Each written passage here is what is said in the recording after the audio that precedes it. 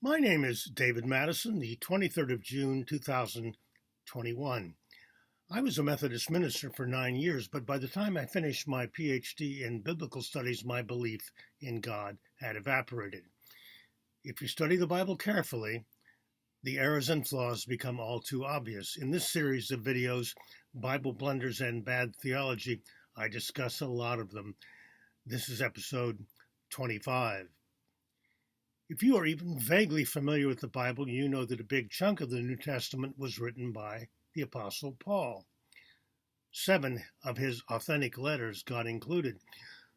Paul claimed that he had visions of the dead Jesus speaking to him, although he never met Jesus in person.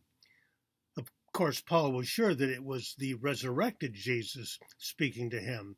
That's why we call his visions hallucinations.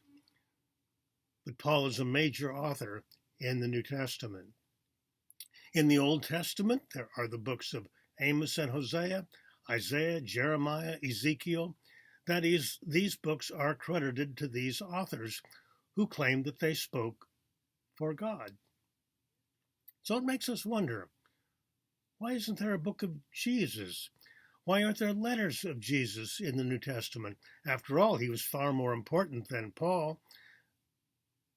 How can this not be a serious blunder? If Jesus was the Son of God, part of the Trinity, and here on earth speaking to large crowds, why didn't he write down his legacy and his wisdom? What an opportunity he seems to have missed.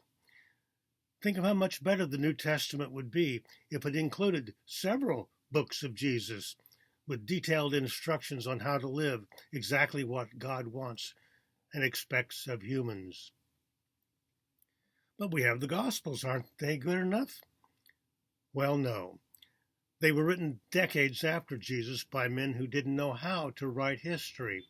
There's so much fantasy, folklore, miracle lore, and magical thinking in the Gospels.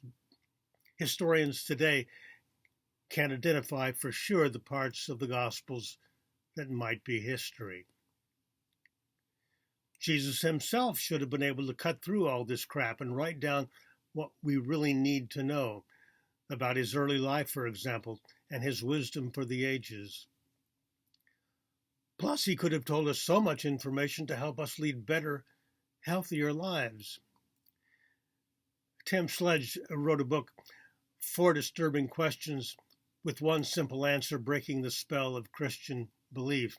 And one of his questions is, why didn't Jesus tell us about germs? There is so much that Jesus could have written about since he was part of God. Hygiene is just one of them. How about the importance of refrigeration? Or the formulas for making aspirin and Novocaine? So much suffering for thousands of years could have been prevented. I'm not kidding here. Why is such information missing from a book supposedly revealed by God for our benefit?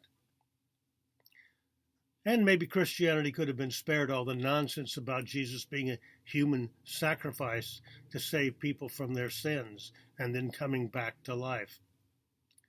The gospel writers grafted that ancient superstition about resurrection onto the Jesus story.